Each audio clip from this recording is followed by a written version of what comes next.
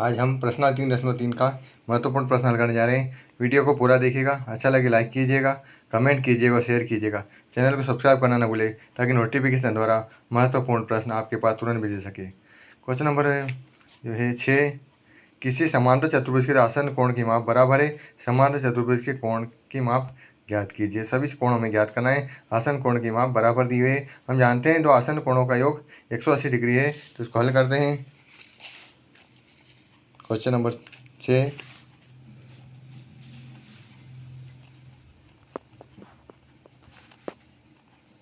माना समांतर चतुर्भुज ए बी सी डी में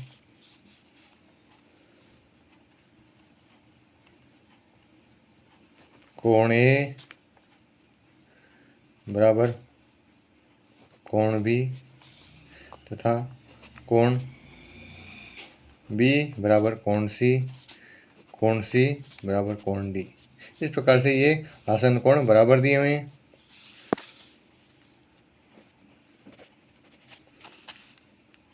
कोण ए प्लस कोण बी इक्वल 180 डिग्री होता है, हम जानते हैं। हम इसको x मान लेते हैं। माना तो हम इस जगह वैल्यू रख देंगे। कोण ए का मान x रख देंगे और कोण बी का मान भी हम x रख देंगे। तो 180 डिग्री हमारे पास प्राप्त हुए। x और x हो गया 2x और 180 डिग्री। तो x बराबर हो जाएगा 180/2। 2 से कट कर देंगे, 90 आएंगे, 90 आएंगे, x बराबर 90। अतः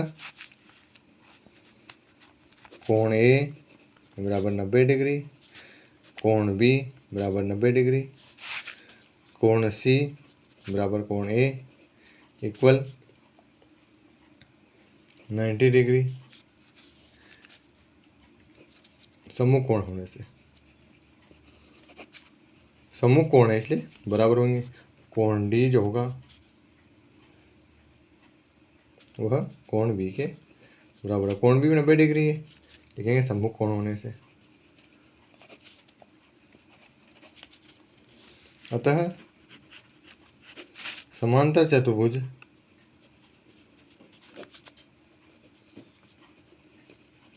के प्रत्येक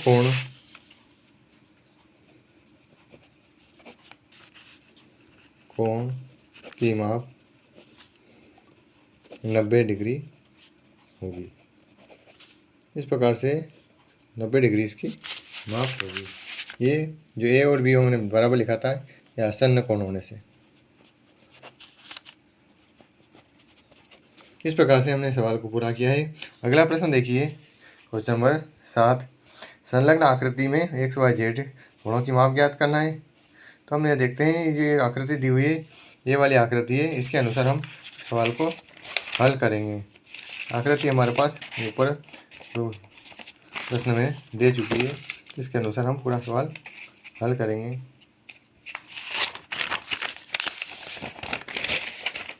यह देखते हैं,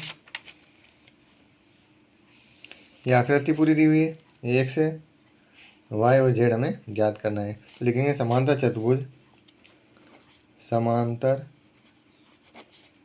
चतुर्भुज दिया हुआ है एच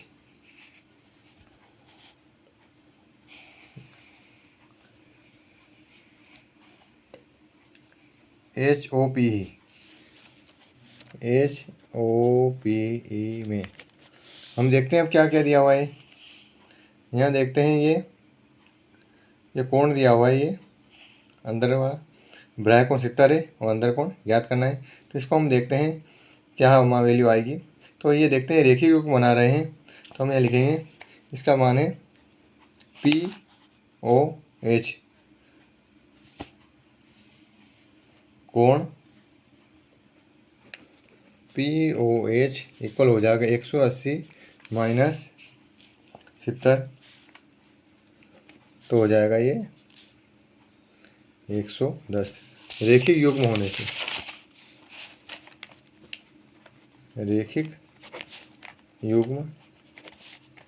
होने से इस प्रकार से ये हमने ज्ञात किया है।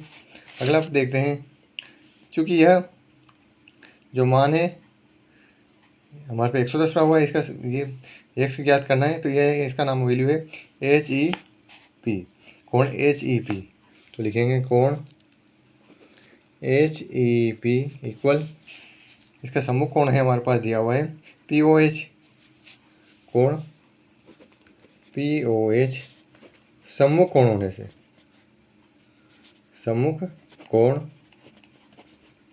होने से सम्मुख कोण देखते हैं, कोण HEP इक्वल 110 हमने ज्ञात किया हुआ है।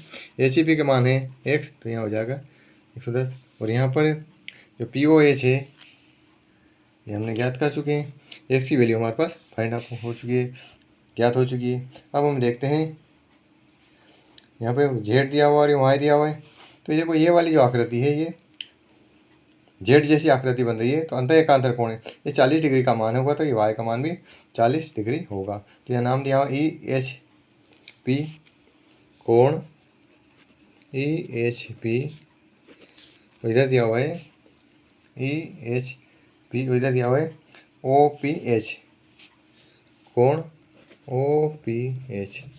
वैल्यू रख देते हैं, इसकी वैल्यू है 40 डिग्री, तो इसकी वैल्यू हमारे पास दी हुई है y, तो y बराबर हमारे पास 40 डिग्री प्राप्त हुआ। ये लिखेंगे अंतः एकांतर कोण होने से, अंतः एकांतर कोण होने से। एक और हम देखते हैं यहाँ पर, अब हमें z ज्ञात करना है, तो हम देखते हैं कि z की आकृति किस प्रकार से बन रही है। तो ये इस प्रकार से, ये देखते हैं ये z बन रही है, तो ये वाली जो आकृति है यह हमें ज्ञात करना है। उसके लिए हम इस प्रकार से भी हल कर सकते हैं कि ये जो वैल्यू है ये और ये आसन्न कोण बन रहे हैं, तो इनका मान रख देंगे। यहाँ लिखेंगे EHO, कोण EHO प्लस